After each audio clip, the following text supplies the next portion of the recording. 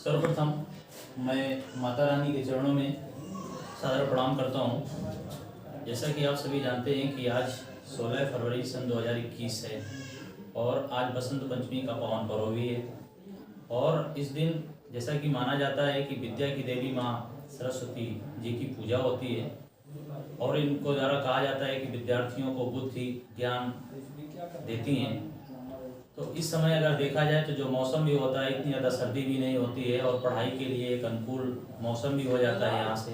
तो इसलिए छात्र और छात्राओं को अपनी पढ़ाई में आप कह सकते हैं तेज़ी लाना होगा और पढ़ाई आप अच्छे से कर सकते हैं, क्योंकि आने वाली वैकेंसी हैं उसमें माता रानी आपके ऊपर कृपा करें, कृपा बनाए रखें और आपको सफलता मिले। इसके बाद जैसा कि आज बसंत पंचमी का पावन पर्व है तो एक लिखित परीक्षा का आयोजन और होने जा रहा है। उससे संबंधित महत्वपूर्ण कुछ बातें हैं, उनको आप समझ लेंगे।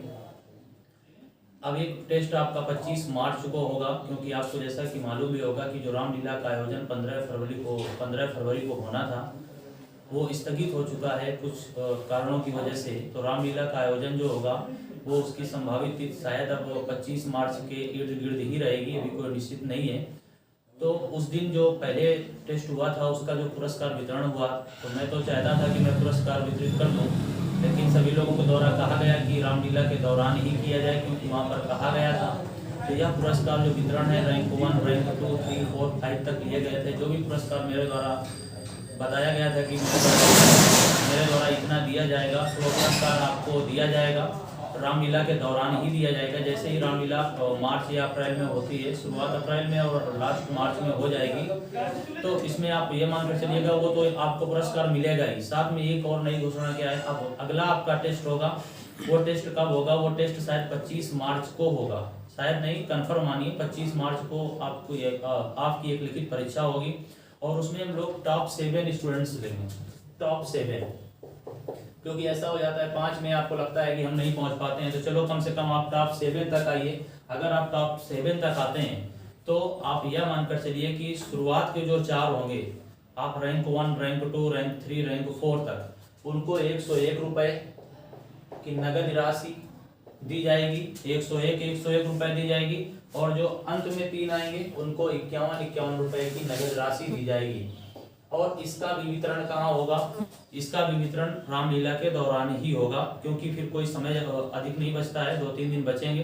तो पहले किसका वितरण होगा? तो पहले वितरण होगा जो पहला लिखित परीक्षा आपकी हो चुकी है, पहली लिखित परीक्षा, पहले उसका वितरण होगा। इसके बाद इसका भी वितरण होगा, क्योंकि उसमें 5 ही स्टूडेंट लिए गए थे, इसमें 7 स्टूडेंट लिए जाएंगे, इसमें इतनी नगद राशि है। ठीक है, अब अमित सर के द्वारा आपको संदेश दिया जाएगा, उनकी वाणी सुनिए।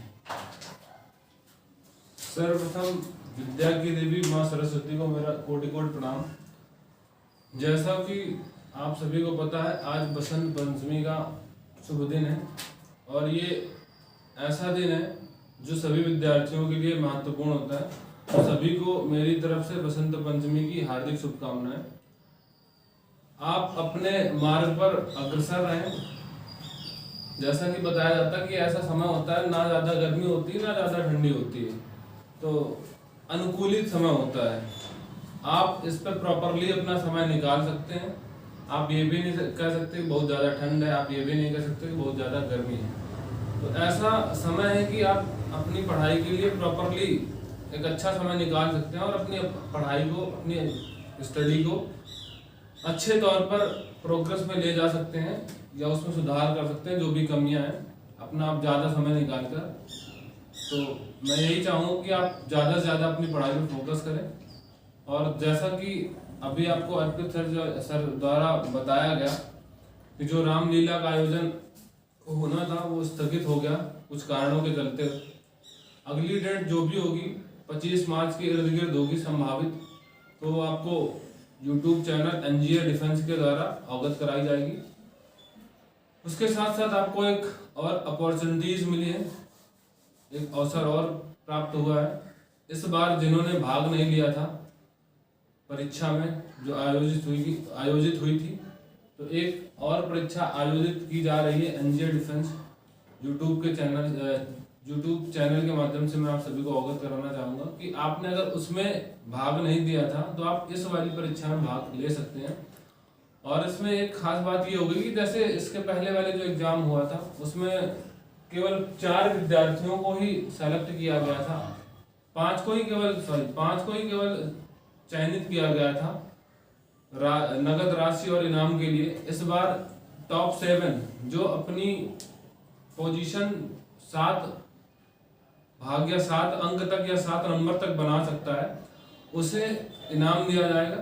और जैसा कि बताया गया कि ऊपर तक 4 नंबर लाने पर 1 से 4 तक की पोजीशन या 1 से 4 तक रैंक प्राप्त करने वालों को 101 रुपए, और उसके नीचे जो आएंगे यानी 5, 6, 7 उनको मिलेगा 51 रुपए की नगद धनराशि दी जाएगी। और इनका भी आयोजन रामलीला के मंच पर ही किया जाएगा।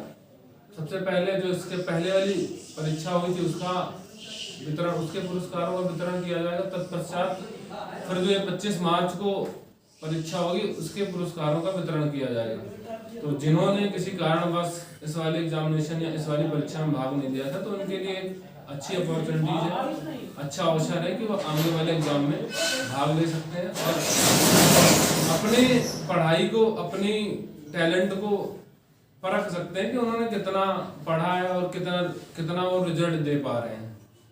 तो फिर से पुनः आप सभी को मेरा YouTube चैनल NGA डिफेंस के माध्यम से मेरी हार्दिक शुभकामनाएं वसंत पंचमी की।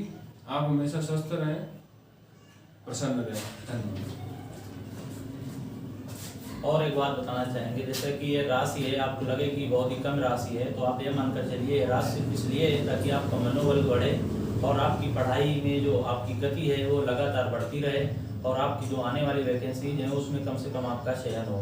इसके बाद जीतू सर के द्वारा, जो कि आपके सर हैं और हमारे शिष्य हैं, प्रिय शिष्य हैं, बहुत मेहनती शिष्य हमारे हैं, लगातार हमारे साथ रहते हैं, तो उनके द्वारा 2 शब्द आपको भी शुभकामनाएं उनके द्वारा मिलनी चाहिए, क्योंकि आपके एक तरह से कहे जाएंगे तो आपके भी वो गुरु हैं।